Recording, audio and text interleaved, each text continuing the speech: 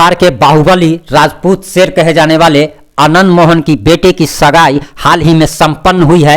हम आज आपको आनंद मोहन की बेटी के रिश्ते की इनसाइड स्टोरी बताने जा रहे हैं।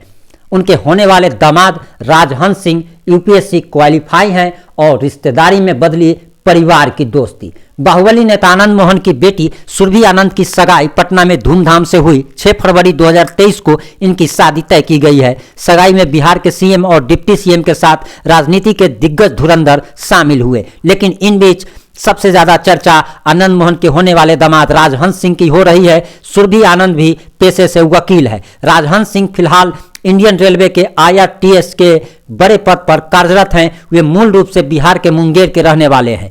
आनंद मोहन और राजहंस सिंह के परिवार की पुरानी पहचान है।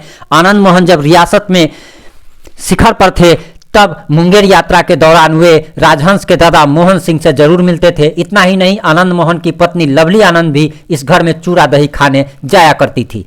राजहंस के रिश्ते में चचेरे भाई और दोस्त संतोष की इस शादी में अहम भूमिका है। संतोष आनंद मोहन के बड़े बेटे चेतन आनंद के भी दोस्त हैं। चेतन आनंद ने जब उनसे बहन की शादी की जिक्र की तब उन्होंने राजहंस सिंह का प्रपोजल दिया।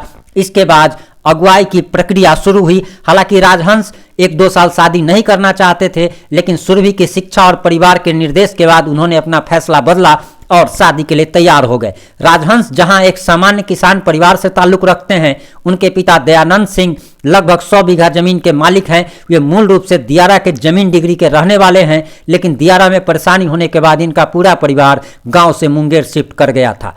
राजहंस कुमार सिंह ने यहीं से अपनी प्रारंभिक शिक्षा पूरी की है।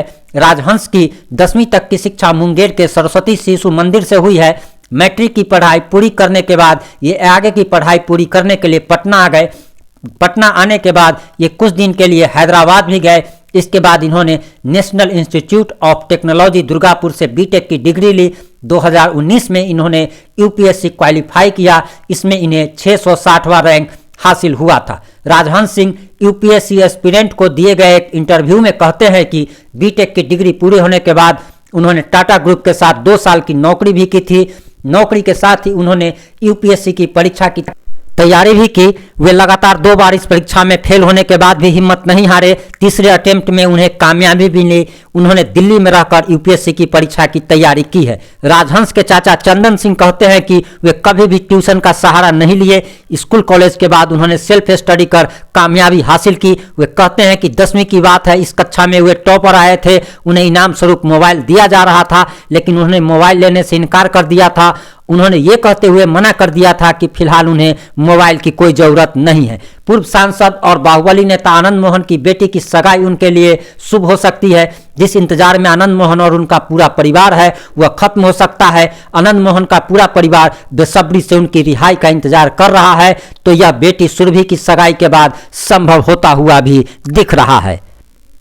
आनंद मोहन की बेटी की सगाई के दौरान उनका जलवा भी दिखा।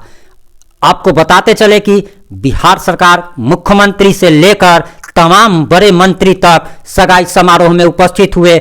वहीं उनके पुराने दुश्मन कहे जाने वाले पप्पू यादव भी इस समारोह में पहुंचे।